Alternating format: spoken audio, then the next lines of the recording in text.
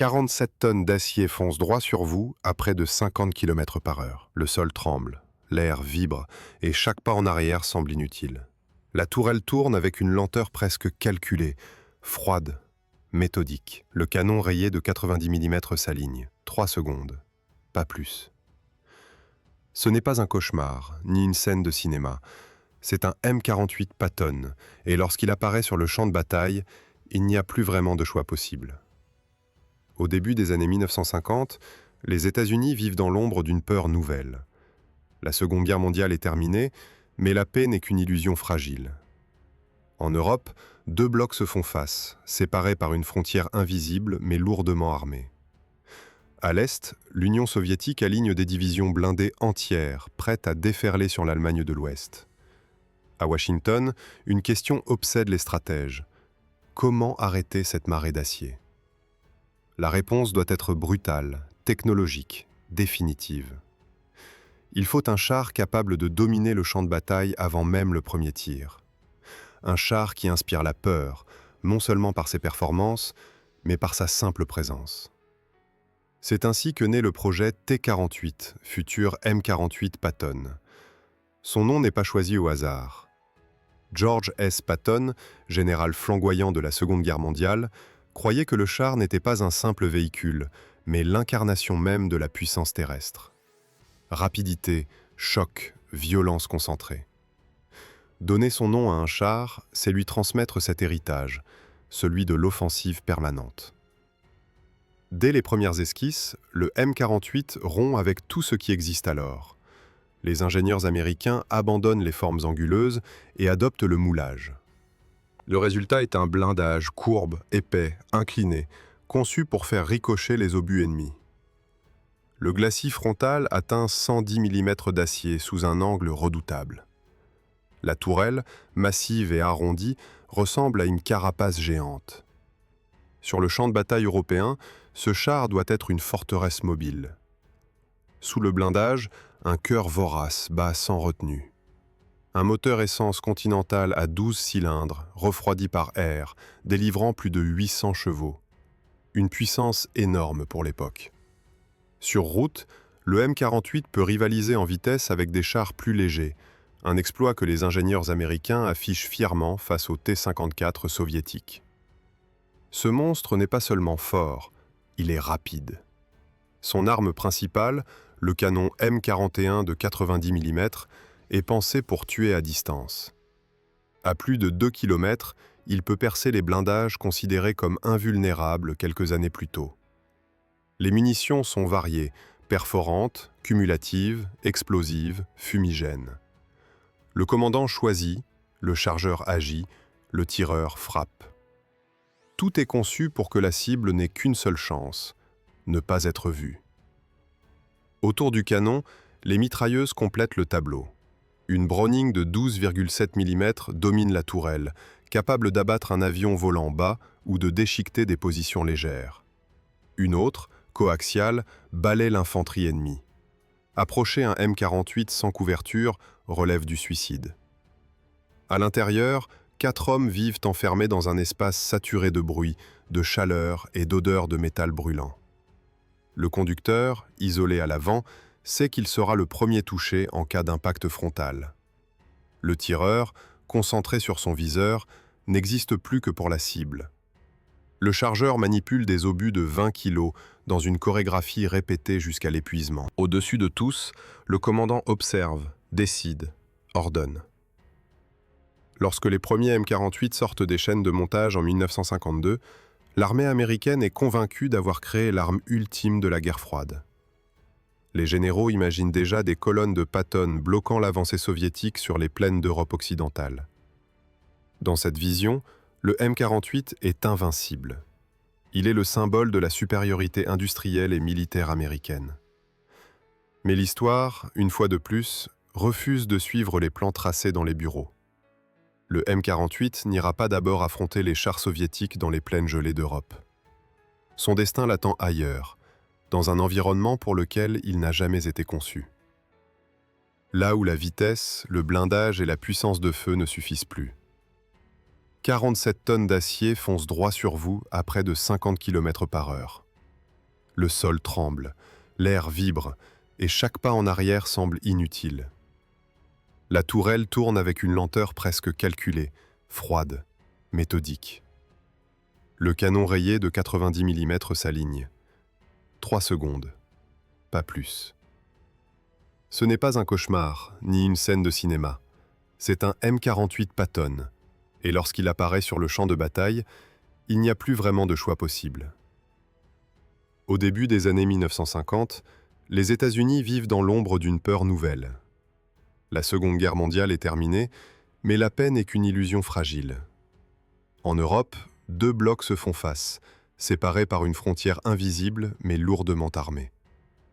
À l'Est, l'Union soviétique aligne des divisions blindées entières, prêtes à déferler sur l'Allemagne de l'Ouest.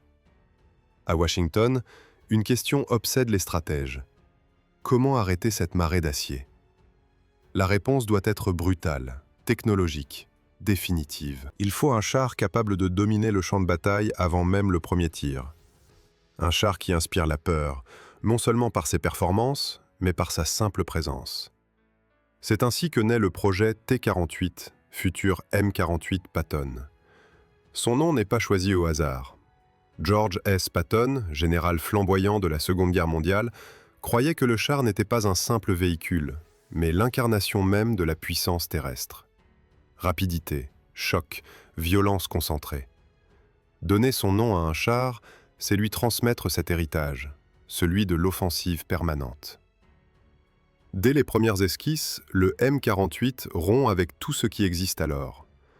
Les ingénieurs américains abandonnent les formes anguleuses et adoptent le moulage. Le résultat est un blindage courbe, épais, incliné, conçu pour faire ricocher les obus ennemis. Le glacis frontal atteint 110 mm d'acier sous un angle redoutable. La tourelle, massive et arrondie, ressemble à une carapace géante. Sur le champ de bataille européen, ce char doit être une forteresse mobile. Sous le blindage, un cœur vorace bat sans retenue. Un moteur essence Continental à 12 cylindres, refroidi par air, délivrant plus de 800 chevaux. Une puissance énorme pour l'époque. Sur route, le M48 peut rivaliser en vitesse avec des chars plus légers, un exploit que les ingénieurs américains affichent fièrement face au T-54 soviétique. Ce monstre n'est pas seulement fort, il est rapide. Son arme principale, le canon M41 de 90 mm, est pensé pour tuer à distance. À plus de 2 km, il peut percer les blindages considérés comme invulnérables quelques années plus tôt. Les munitions sont variées, perforantes, cumulatives, explosives, fumigènes. Le commandant choisit, le chargeur agit, le tireur frappe. Tout est conçu pour que la cible n'ait qu'une seule chance, ne pas être vue. Autour du canon, les mitrailleuses complètent le tableau. Une Browning de 12,7 mm domine la tourelle, capable d'abattre un avion volant bas ou de déchiqueter des positions légères. Une autre, coaxiale, balaie l'infanterie ennemie. Approcher un M48 sans couverture relève du suicide. À l'intérieur, 4 hommes vivent enfermés dans un espace saturé de bruit, de chaleur et d'odeur de métal brûlant. Le conducteur, isolé à l'avant, sait qu'il sera le premier touché en cas d'impact frontal. Le tireur, concentré sur son viseur, n'existe plus que pour la cible. Le chargeur manipule des obus de 20 kg dans une chorégraphie répétée jusqu'à l'épuisement. Au-dessus de tous, le commandant observe, décide, ordonne. Lorsque les premiers M48 sortent des chaînes de montage en 1952, l'armée américaine est convaincue d'avoir créé l'arme ultime de la guerre froide. Les généraux imaginent déjà des colonnes de Patton bloquant l'avancée soviétique sur les plaines d'Europe occidentale. Dans cette vision, le M48 est invincible. Il est le symbole de la supériorité industrielle et militaire américaine. Mais l'histoire, une fois de plus, refuse de suivre les plans tracés dans les bureaux. Le M48 n'ira pas d'abord affronter les chars soviétiques dans les plaines gelées d'Europe. Son destin l'attend ailleurs, dans un environnement pour lequel il n'a jamais été conçu. Là où la vitesse, le blindage et la puissance de feu ne suffisent plus. À la fin des années 1950, le M48 Patton n'est plus un prototype, ni une promesse. Il est devenu un pilier de la puissance blindée américaine. Les usines tournent à plein régime, les chaînes de montage livrent des centaines d'exemplaires et le char s'installe durablement dans les unités de l'US Army et du corps des Marines. Pour Washington, le message est clair. Quel que soit le lieu du prochain affrontement, l'Amérique arrivera avec une supériorité mécanique écrasante. Cette certitude repose sur une avalanche d'essais et de validations techniques. Avant même d'être engagé massivement, le M48 est soumis à des tests d'une brutalité rarement égalée. Dans les laboratoires et sur les terrains d'essai, chaque composant est poussé jusqu'à la rupture. Les transmissions encaissent des charges démesurées, les suspensions absorbent des chocs répétés, les moteurs tournent pendant des heures à des régimes extrêmes. Le char doit prouver qu'il peut survivre là où d'autres machines s'effondrent. Les ingénieurs ne laissent rien au hasard. Le M48 est testé dans le froid, dans la poussière, sur terrain sec et détrempé. On le force à grimper des pentes impossibles, à traverser des zones inondées, à encaisser des vibrations capables de disloquer une structure mal conçue. Chaque faiblesse détectée est corrigée, chaque défaut analysé. Cette obsession de la fiabilité nourrit l'image d'un char quasiment indestructible. Sur le terrain, les équipages ressentent cette solidité. Le Patton encaisse, avance, continue de fonctionner là où l'on s'attendrait à voir une panne ou une casse mécanique. Pour les soldats qui le servent, cette robustesse devient une assurance psychologique. Monter dans un M48, c'est avoir le sentiment d'être protégé par une forteresse mobile. Dans le même temps, le char s'impose comme un outil politique. Les États-Unis en livrent à leurs alliés, renforçant leur influence militaire à travers le monde. Le M48 équipe les armées de pays stratégiques au Moyen-Orient et en Asie. Il devient un symbole de l'engagement américain face à l'expansion soviétique.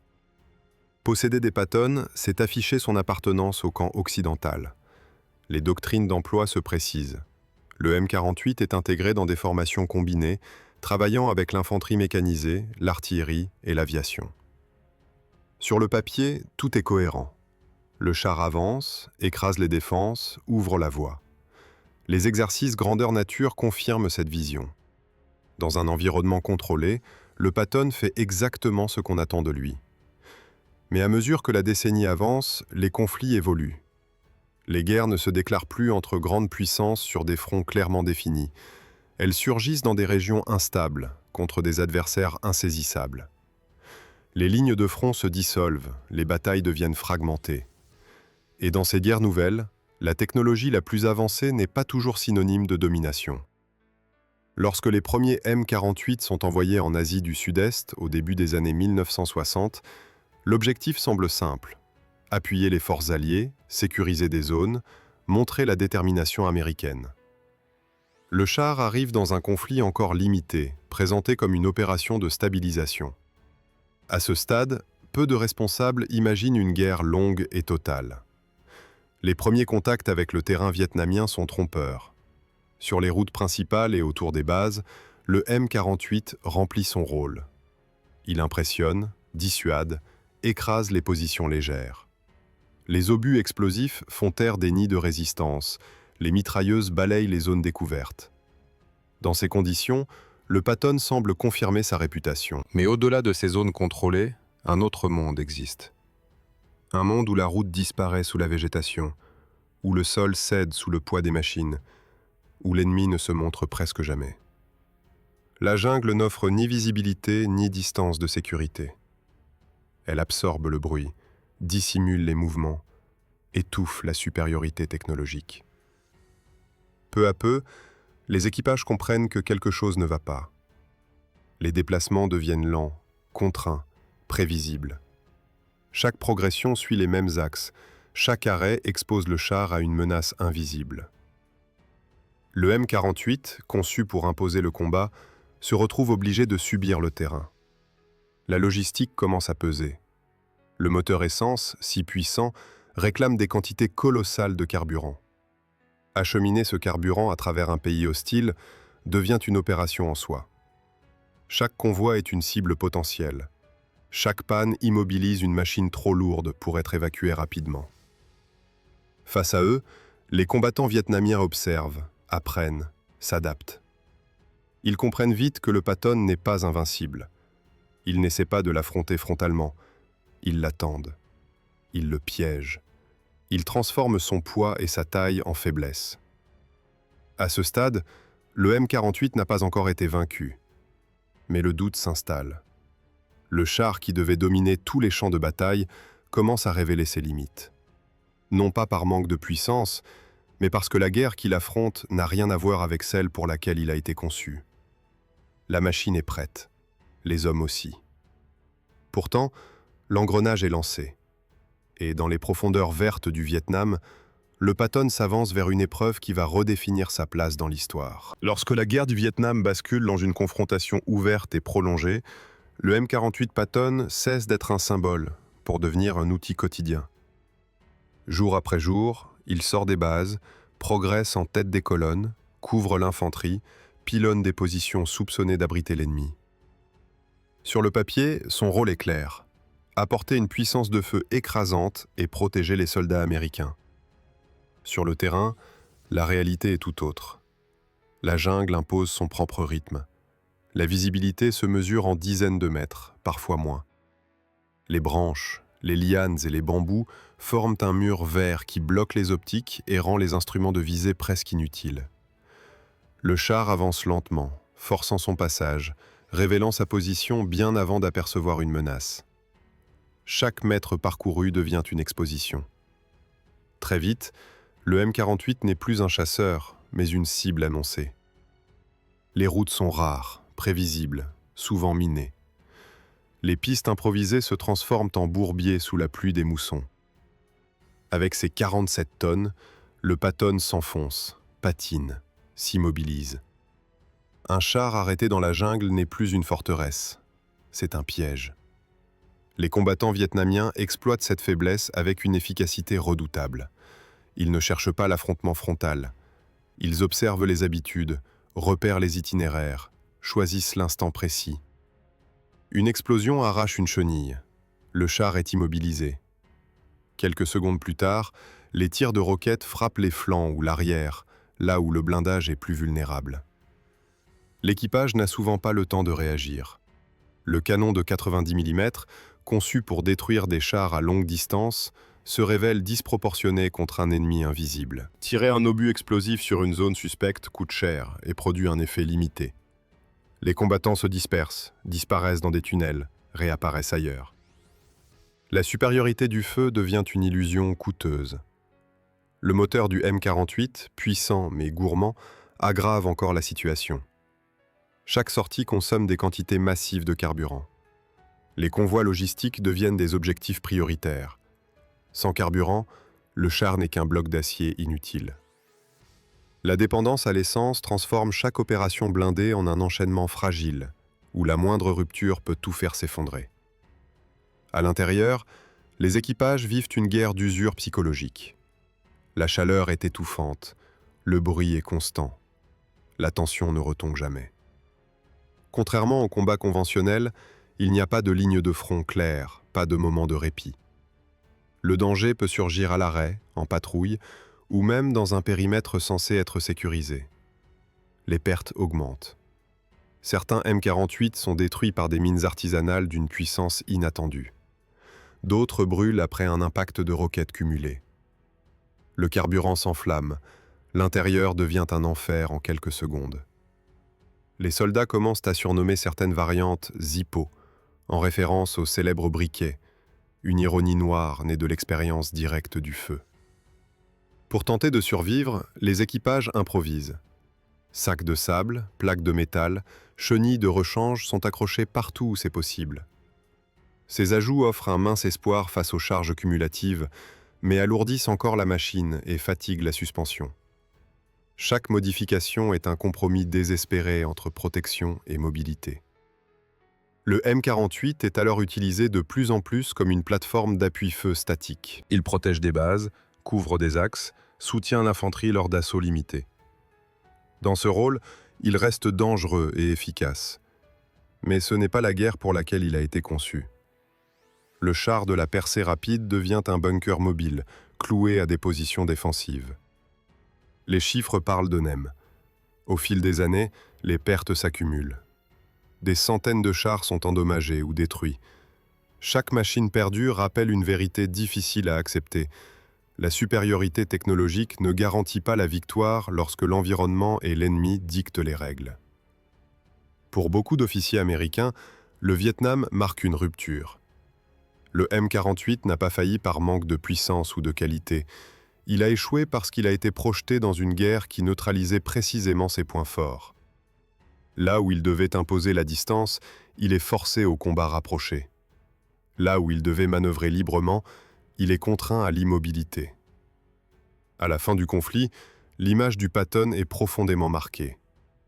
Aux yeux du public, il devient l'un des symboles d'une guerre mal comprise et mal adaptée. Pourtant, son histoire ne s'arrête pas dans la jungle vietnamienne. Ailleurs, sur d'autres champs de bataille, le même char va montrer un visage radicalement différent. Car si le Vietnam a brisé le mythe de l'invincibilité, il n'a pas signé la fin du M48. La véritable question reste entière. Était-il un échec ou simplement un soldat envoyé dans la mauvaise guerre? Lorsque le fracas du Vietnam commence à s'éloigner, le M48 Patton ne disparaît pas avec lui. Au contraire, tandis que l'armée américaine tire des conclusions amères de l'expérience asiatique, le char poursuit sa carrière loin des jungles, dans des conflits où les règles du combat correspondent enfin à ce pourquoi il a été conçu. Et c'est là que son histoire bascule une dernière fois. Au Moyen-Orient, le M48 trouve un terrain radicalement différent. Des espaces ouverts, des lignes de vue longues, des combats de manœuvre où la détection, la coordination et la rapidité de décision font la différence. Les États-Unis livrent des Patton à plusieurs alliés stratégiques.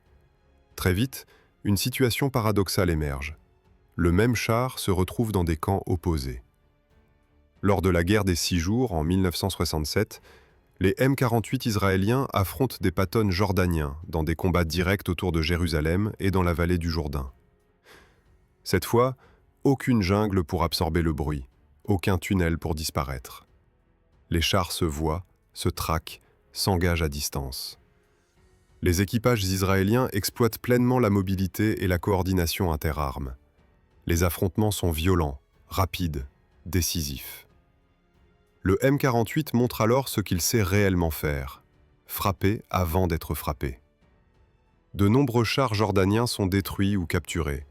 Les Patton récupérés sont remis en état, intégrés aux forces israéliennes, parfois modifiés.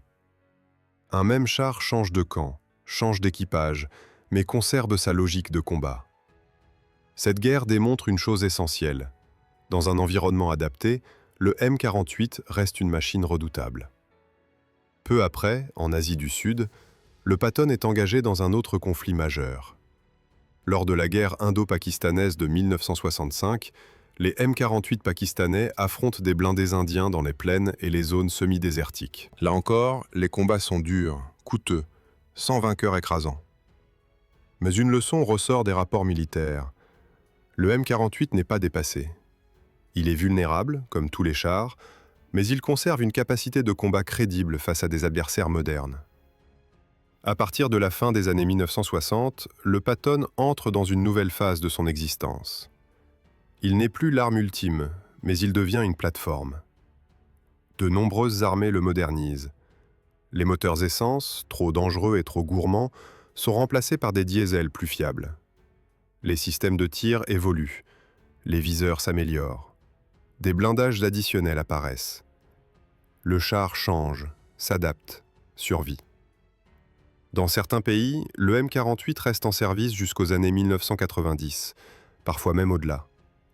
Il combat dans des guerres locales, garde des frontières, sert de réserve stratégique. Il n'est plus au centre de la doctrine blindée mondiale, mais il continue d'exister, preuve silencieuse de la solidité de sa conception initiale. Avec le recul, le destin du M48 Patton apparaît sous un jour plus nuancé. Il n'a jamais été un mauvais char. Il a été un char mal employé dans un conflit qui annulait ses avantages fondamentaux. Au Vietnam, la guerre était asymétrique, fragmentée, dissimulée. Elle punissait la masse, la visibilité, la dépendance logistique. Le Patton cochait toutes les cases de ce qu'il ne fallait pas être dans ce contexte. Mais ailleurs, face à un adversaire visible, dans un espace ouvert, avec une chaîne logistique structurée, le M48 remplissait son rôle. Il frappait fort, encaissait, avançait. Il incarnait une vision de la guerre née au cœur de la guerre froide, où l'on pensait encore que la technologie pouvait imposer l'ordre au chaos. En définitive, le M48 Patton n'a pas perdu au Vietnam parce qu'il était faible. Il a perdu parce que la guerre elle-même avait changé. Les ingénieurs avaient conçu une machine pour une apocalypse blindée en Europe. Les soldats l'ont utilisée dans une guérilla tropicale sans ligne claire ni cible définie. Entre ces deux réalités, aucun char, aussi puissant soit-il, ne pouvait combler le fossé. Le Patton reste donc un symbole ambigu, celui d'une confiance absolue dans la puissance industrielle, celui d'un monde persuadé que la supériorité technique suffisait, et aussi celui d'une leçon durable. Sur le champ de bataille, ce n'est pas la machine qui décide seule du résultat, mais l'adéquation entre l'arme, le terrain et la guerre qu'on lui demande de mener. C'est là, et seulement là, que le M48 Patton trouve sa véritable place dans l'histoire.